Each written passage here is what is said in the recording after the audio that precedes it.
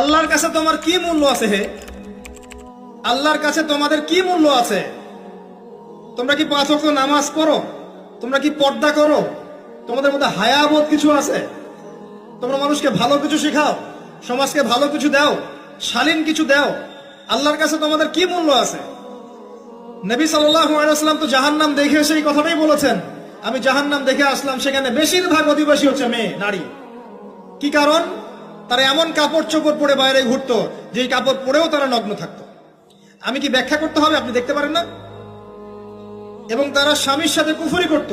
সারা জীবন স্বামী যদি তাদের ভরণ পোষণ দেয়, ভালোবাসে, মহব্বত করে, তাদের জন্য জীবনটা ক্ষয় করে ফেলে, এক পর্যায়ে গিয়ে বলবে সারাটা জীবন তোমার কাছে কিছুই পাইলাম না। বাস্তব। এগুলোর কারণে মেয়েরা বেশি বেশি জাহান্নামে যাবে। এবং তারা মানুষ মারা গেলে মাতম করে, বুক পিঠ চাপড়ায়, এই কারণে যাবে।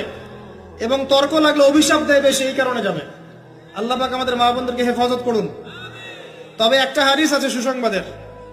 নবী সাল্লাল্লাহু আলাইহি ওয়াসাল্লাম বলেছেন, একজন নারী যদি 4টা কাজ করতে পারেন, জান্নাতের যে কোনো দরজা দিয়ে ইচ্ছা প্রবেশ করতে পারবেন। 1 নাম্বার 5 ওয়াক্ত নামাজ, 2 নাম্বার রমজান মাসে সওম, 3 নাম্বার আপনার লজ্জাস্থানের হেফাজত অর্থাৎ খাস পর্দা, এবং 4 নাম্বার আপনার স্বামীর আনুগত্য।